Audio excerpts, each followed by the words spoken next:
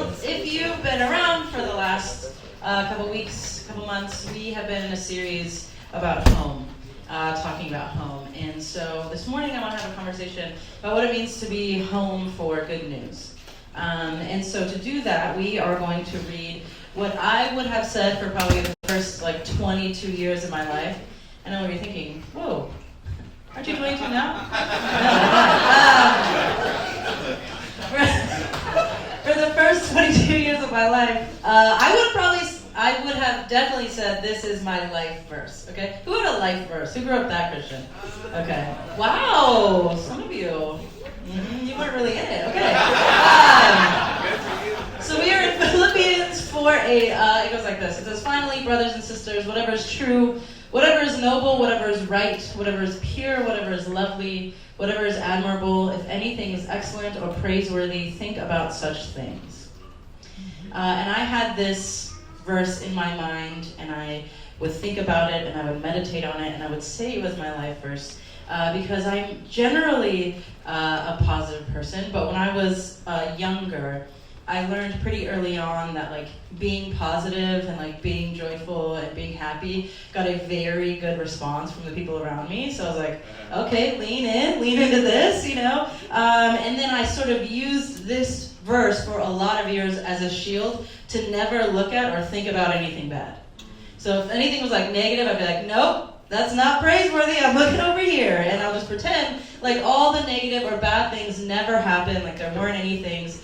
And I don't know if you know this, but that's not a great way to live. And so I remember being in therapy in college and telling my therapist, I'm a little bit scared to be sad because of all the cans I've kicked down the road, that if I open that door, then maybe I'll never be happy again, and I don't know how to do that. And so we talked about this reality of holding both.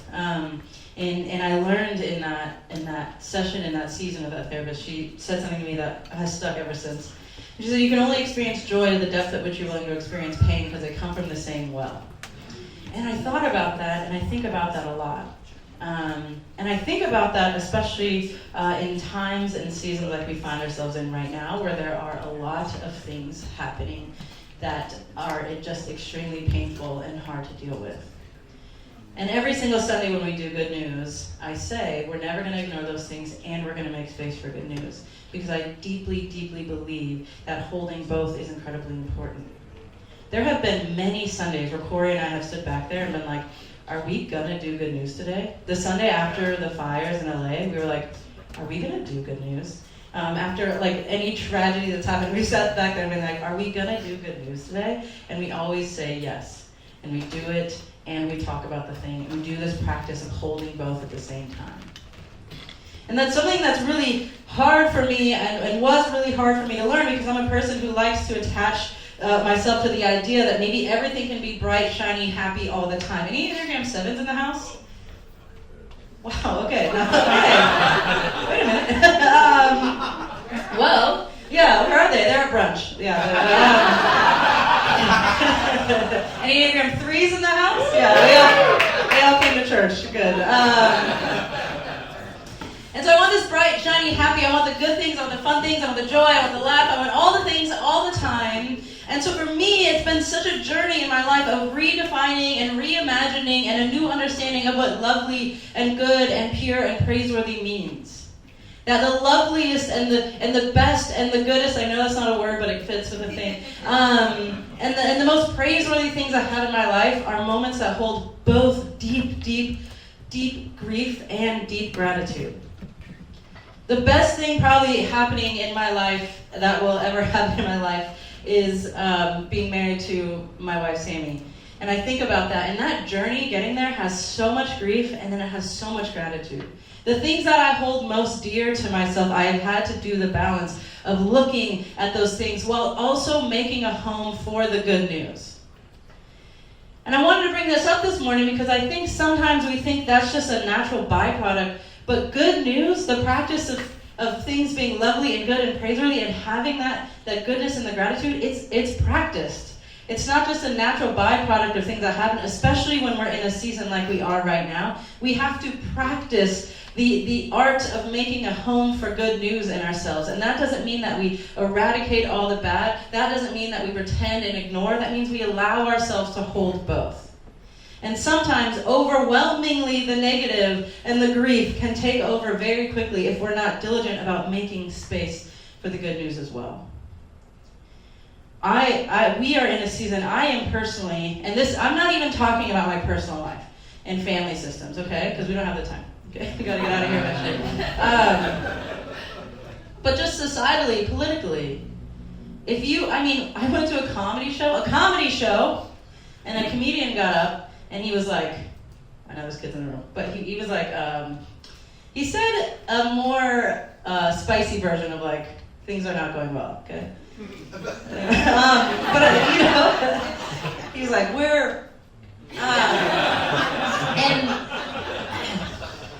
and he's like, we live in a hellscape, and we're just like, and I literally was like, oh my God, we're at a comedy show. Are you okay? And it was just this reminder to me that I'm like, listen, while all those things he said weren't true, and he's pointing out the real reality of things that are happening, I'm like, the comedy clubs are also important. Protests are also important.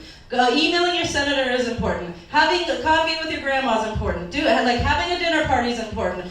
All these things, all of them are important, and we have to make space, and it's okay to make space and time for both of them. We need the good and we need the grief if we are going to engage in this kingdom reality that we read and talk about so often. There was this recently, last week before last. See, it's confusing. Is it next, last? Days ago, certain amount. My wife lost her grandmother, and it's kind of wild because my wife is 36, and this is the first grandparent she's lost. Right? I know, exactly. That shock is the exact right answer. And so she's having this experience for the first time of sort of holding that, and we sort of knew it was coming and all these things. And I was talking to her about this conversation I wanted to have with you all this morning. And she was like, oh, that makes me think of putting up a picture of my grandma. So we have a picture of her grandma up in our room right now. She's like, every time I look at it, I get this flood of like grief and gratitude. Like holding each other at the same time in a way that is kind of confusing, where you like smile as you're crying. You guys know that? Where you're like, the tears are flooding. And I'm like, yes, it's such a beautiful reminder of, I think it might be easier to just not put that picture up, because then you don't have to hold the grief, but then you also miss out on the gratitude. I think that about what's happening in our city. We have ICE in our city. They're ripping families apart, and part of me wants to not look. But if I don't look, then I can't act. And the experiences and the way I've seen people show up in our communities and the conversations I've been able to have and the families that I've been able to connect with and the things that I've been able to connect to, I wouldn't have that gratitude for that experience and being able to try and play a part in my city if I didn't allow the grief of what's really happening to settle in. If I didn't look. And sometimes I think that we think making a home for good news in ourselves means only looking at the bright, shiny thing. It actually means looking at the grief as well. It means jumping right into the hard things and believing in the words that we listen to and we read and the scripture that we hold so dear. That the kingdom reality is in our midst and we get to participate in it. And participating in it means holding both. It means looking at the things. And looking at the things, then we are reminded that good news is everywhere. We are reminded, we say this all the time in Abbey, that we have to do our part and then believe that God will do God's part. I know this is like one of the heaviest seasons of life. Every time I look, I'm looking at a grief, I feel like. Every time I look around, I literally am like, oh my gosh, I'm getting emotional. What am I, Corey? I'm gonna cry.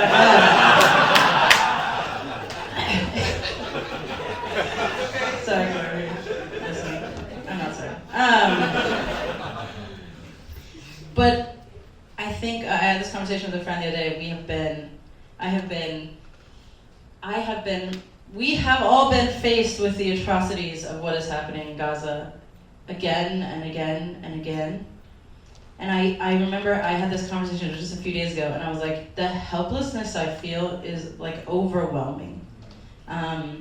Even when it comes to things happening in our city, I'm like, I can get in there and I can do these things and we can reach out. What's happening there? I'm like, I don't know what to do. And there is a sense of helplessness that I feel like I had to get to allow the reality of a truth that I do believe in, that there are things that will happen in the world that God will do, that only God will do, and that sliver has to crack through when I hit that place of helplessness. I think it's good for us. I think how we make a home for good news sometimes is we have to really sit in the reality of the grief of what's happening. How we make space for the kingdom reality that God talks about, that Jesus works for, is we have to look at the actual reality of what's happening. The way the first shall be last is you have to first see the line and order that people are in. How we stop things from happening. How you get the woman caught in adultery is that you're willing to go into that situation. How you see these things and how we turn this thing upside down is because we have to actually look.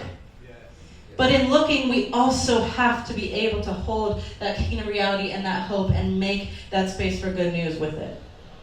And that is incredibly important, friends, because we are in a season where we need people who believe in this reality, who believe that the last shall be first and the first shall be last, who believe in the counter-narrative that Jesus talked about, who believe that people shouldn't be stoned, who believe in a freedom, who believe in resurrection, who believe in all of these things. We need those people to be looking at what's happening and to bring that perspective right alongside with it.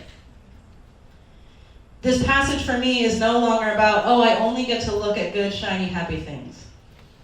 This passage now is a reminder that the things that are lovely and good and praiseworthy are those moments where I can bring that kingdom reality into the midst of what is happening right now in my world and in our world. And that is hopeful, despite my tone of voice. But I really do think it is the way. Famed theologian RuPaul says that in a masterclass, which I love that RuPaul has a masterclass. I'm like, who is in the masterclass curriculum development? Where they're like, so we need Michelle Obama, RuPaul, and he says you can look at the darkness, just don't stare. And I think about that a lot because I never want to be a person who doesn't look, but I want to be a person who looks in a way that I allow myself to also have home for good news, to make that home for good news, to not get so sucked in that now I'm standing up at a comedy show and I'm like, work, right?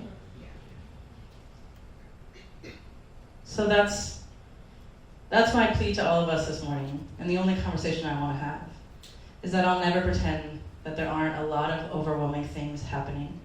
And by the way, those are things happening socially and politically, not to mention things happening in our real lives, in our family systems, in our relationships.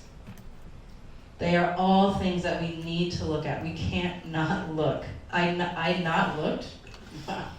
I did not. What is happening? I had a season of not looking. Thank you. Gosh. Okay. And it got me to a place where, yes, okay, there was less pain, but there was so much less joy as well. And so we have to look. But we get to look with this reality of understanding, of resurrection, of freedom, of the changing narrative, of bringing something different to a broken world. That is the story. And so as we look, can we also make a home for good news within ourselves? Can we practice that? Can we make that happen? Can we be intentional about that process? Because that is going to take intention. It doesn't happen. Hope isn't always a byproduct. It's something we choose and practice and make a part of our life. And so with that, you're going to grab the same 3 or 4 people and answer this question. How can you make a home for good news this week? Enjoy.